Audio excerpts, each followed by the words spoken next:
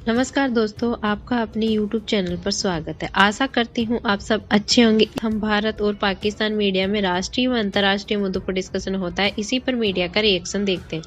Video पसंद आए तो वीडियो को लाइक, शेयर और चैनल को सब्सक्राइब जरूर करें, जिससे मुझे भी मोटिवेशन मिल सके और आगे भी इसी तरह की वीडियो मैं आपको प्रोवाइड करवा सकूँ। फिर मुलाकात होगी आपसे अगले वीडियो में। जय हिंद, जय भारत। अगर कश्मीर के इशू को 20 साल के लिए फ्रीज कर दिया जाता, जो पाकिस्तान की इकोनॉमी के हालात हैं, एक अच्छा हाल नहीं था ये। पाकिस्तान किस तरीके से कब तक इस तरह सर्वाइव कर। एक तो पेट्रोल की प्राइसेस बढ़ाई गई 35 रुपीस पर लीटर डीजल एंड पेट्रोल की, और केरोसिन ऑयल और जो लाइट डीजल है उसमें 18 रुपीस का कि इंडिया के साथ जो है अच्छे ताल्लुकात होने चाहिए। Why does Pakistan need external support for economy? तो असली चीज अभी सामने नहीं आई, अभी तो सिर्फ तैयारियां हो रही हैं। देखें, अभी तक तो इन्होंने सिर्फ डॉलर को खुला छोड़ा है तो काफी महंगाई बढ़ गई है, लेकिन मजीद आगे जब चलेंगे तो 380 अरब रुपए के नए टैक्सेस जिसकी तैयारी की जा रही है। कहा कि इस तरह हमारी सियासत खत्म हो जाएगी और हमें गद्दार कहा जाएगा। सन 2019 के अगस्त के जो काम किया मोदी साहब ने और उनकी गवर्नमेंट ने, जो कॉन्स्टिट्यूशन में कश्मीर के हवाले से, उसके बाद से आप अगर गौर फरमाएं तो कश्मीर की वो क़यादत भी जो मकबूजा कश्मीर में रहती है और हमेशा हिंदुस्तान के साथ मिलकर काम करने के लिए तैयार रही है, उनकी भी बहुत सारी बातों के ऊपर रिजर्वेशंस हो गई हैं और वो भी इन तमाम बातों को मानने के लिए तैयार नहीं। तो इस सारी सूरत हाल के अंदर पाकिस्तान के लिए भी ये बहुत मुश्किल बात है कि पाकिस्तान, अगर हम अभी भी देखें तो अभी अरब न्यूज को शहबाज शरीफ साहब ने इंटरव्यू देते हुए उनसे अब दोबारा से बातचीत करने की बात की है और उसके जवाब में हिंदुस्तान के दफ्तर खारजा ने भी रवायती जुमले दोबारा से बोले हैं। तो ये रवायती जुमले तो बोले जा सकते हैं, लेकिन जमीनी हकाइक जो हैं वो हमें इस बात की इजाजत नहीं देते कि ये चीजों को फ्रीज किया जाए। अब अगर आप इसको इस तरह ले रहे हैं कि बहुत सारे हकाइक जो हैं वो पाकिस्तानी अवाम को और हिंदुस्तान की अवाम को एग्जैक्ट नहीं बताए गए, तो ये बात दुरुस्त होगी, इसमें दूसरी राय नहीं हो सकती। लेकिन अब जो कुछ भी बताया गया है और जो भी हालात पैदा हो गए हैं, अब इस हालात में से निकलना है। और जब तक दोनों कश्मीर के लोग ये फैसला नहीं करते कि हमने क्या करना है और हमारा क्या रास्ता होगा, हमने अभी तक देखा है कि हम कश्मीरियों को, देखिए ये डिवीजन जो है इसको आप पाकिस्तान और इंडिया की डिवीजन के तौर पे सिर्फ देखते हैं, इसे इस तरह मत देखें। देखिए जितने भी खित्ते हैं उनके आपसी लोगों के अंदर अगर तकसीम होती है तो वो कभी भी पायदार नहीं होती। हमने जर्मनी को देखा, हम अब कोरिया को देखते हैं कि वहां पर ये मसाइल अगर आप देखें पंजाब और बंगाल की तकसीम भी इसलिए काबिल कबूल हो गई थी कि दोनों तरफ मजहबी तौर पे मुख्तलिफ लोग रहते थे, तो इसलिए उन्होंने कबूल कर लिया। कश्मीर में दोनों तरफ एक ही तरह के लोग रहते हैं, तो ये भी देखना पड़ेगा कि कश्मीर वाले क्या चाहते हैं और कश्मीर वाले क्या इसको बेंचेस पर जाने देंगे इस सारे मामले को। जो उनकी 1 लाख कुर्बानियां हैं, जो कुछ वहां पर हुआ है पिछले 20-25 सालों में, क्या इन तमाम चीजों को वो सिर्फ पाकिस्तान के कहने से फरामोश कर देंगे या छोड़ देंगे? मेरा और आपका घर हो और हम कमाए ना, हम आपने एक छोटी सी देखे मिसाल, कई दफा हम सड़कों पे जब जाते हैं स्ट्रीट्स पे हम बेगर्स को देखते हैं। आज ही की बात है, एक लड़का, यंग लड़का, बिल्कुल उसने अच्छे खासी जीन्स पहनी हुई, अच्छे खासे बूट पहने हुए, और मेरे पास आया, मैं शॉपिंग करने के, तो मुझे कहता है कि मुझे कुछ खाने को दे दें, कुछ ले दें, कोई आटा ले दें, कोई ये ले दें। तो वो चल रहा था, फिर रहा था, यंग था।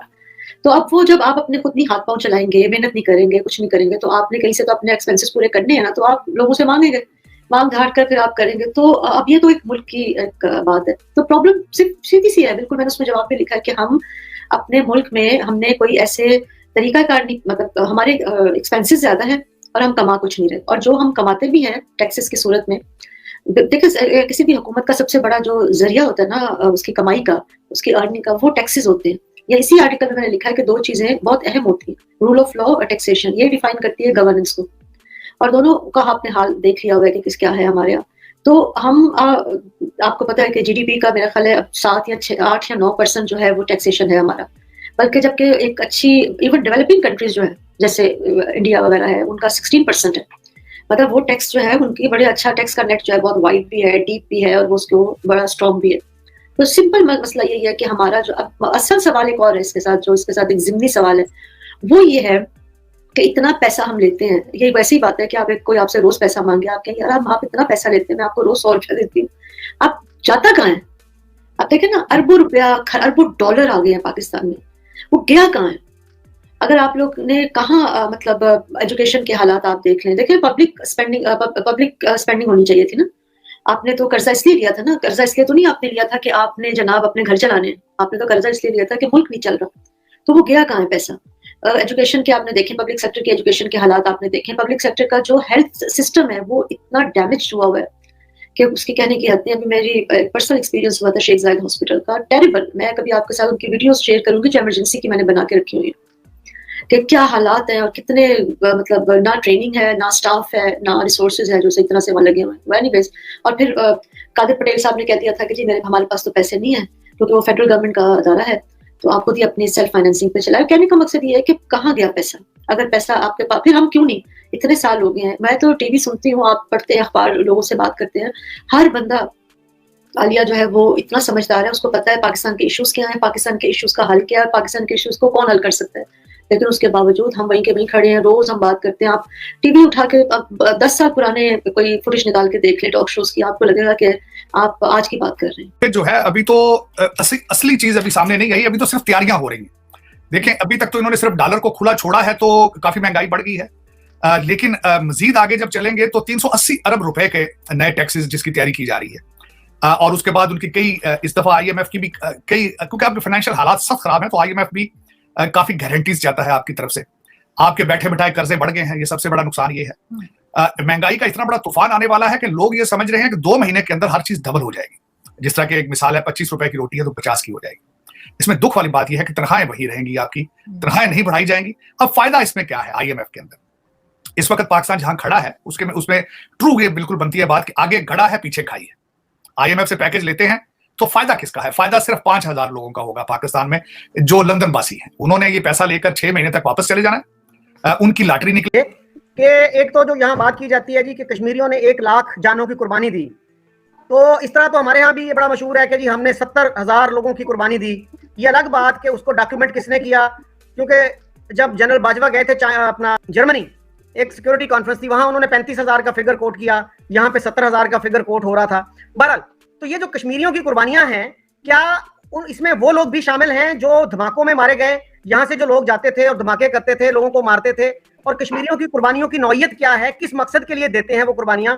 मसलन अली गिलानी साहब जो सबसे पॉपुलर कश्मीरी लीडर थे पाकिस्तान में, वो ये कहते थे कि ये मसला 2 कौमी नजरिए का है और कोई मुसलमान किसी नॉन मुस्लिम मुआशरे में नहीं रह सकता, ये ऐसे ही है जैसे कि मछली को पानी के बगैर रहना पड़े।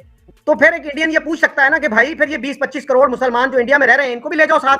तो ये कश्मीरियों का क्या है कि वो नॉन मुस्लिम्स के साथ नहीं रह सकते, और वहां पे तो अच्छे खासे वो नॉन मुस्लिम्स हैं। और पूरा अगर आप लगाएं जम्मू कश्मीर में तो अच्छी खासी तादाद है गैर मुस्लिमों की। और ये जो मूवमेंट है, अगर ये सेल्फ डिटर्मिनेशन की मूवमेंट है तो सिर्फ मुसलमानों तक क्यों महदूद है, और वो भी वैली के चंद अजला तक? कि जो आपने डॉक्यूमेंटेशन की बात करी, तो डॉक्यूमेंटेशन तो जो है वहां के कब्रिस्तान इस बात के गवाह हैं। और शकील साहब, जितने लोगों ने भी इसके ऊपर रिसर्च वर्क की है और उन्होंने इस पर काम किया है, उसमें से कोई ऐसा आदमी नहीं है जो ये कहता हो कि ये कुर्बानियां नहीं आई। जो पाकिस्तान और हिंदुस्तान की तकसीम हुई थी वो इसी बुनियाद पर हुई थी कि जहां पर मुसलमान मेजॉरिटी है वहां पर पाकिस्तान होगा, और जहां पर हिंदू मेजॉरिटी है, हिंदुस्तान के अंदर मुसलमान जो रहते हैं वो मेजॉरिटी के अंदर नहीं रहते, वो मेजॉरिटी से कम में रहते हैं, या अगर कुछ जिलों में मेजॉरिटी में रहते भी हैं तो उसके चारों तरफ जो है वो हिंदू आबादी। मिसाल के तौर पर आज वाले दिन तक उत्तर प्रदेश का एक बड़ा मारूफ शहर है संभल जो है, उसमें मुसलमानों की तादाद ज्यादा है, हिंदुओं की तादाद कम है, लेकिन उसके चारों तरफ जो है वो हिंदुस्तान ही है, वहां पे हिंदू ही रहते हैं। संभल में आज भी मुसलमान जीत रहे हैं इलेक्शन। तो बात असल में ये है कि ये जो कश्मीर वाला मामला था ये डिफरेंट था। कश्मीर एक पूरी रियासत के तौर पर था और उस रियासत में मुसलमानों की तादाद ज्यादा थी निस्बतन गैर मुस्लिमों के।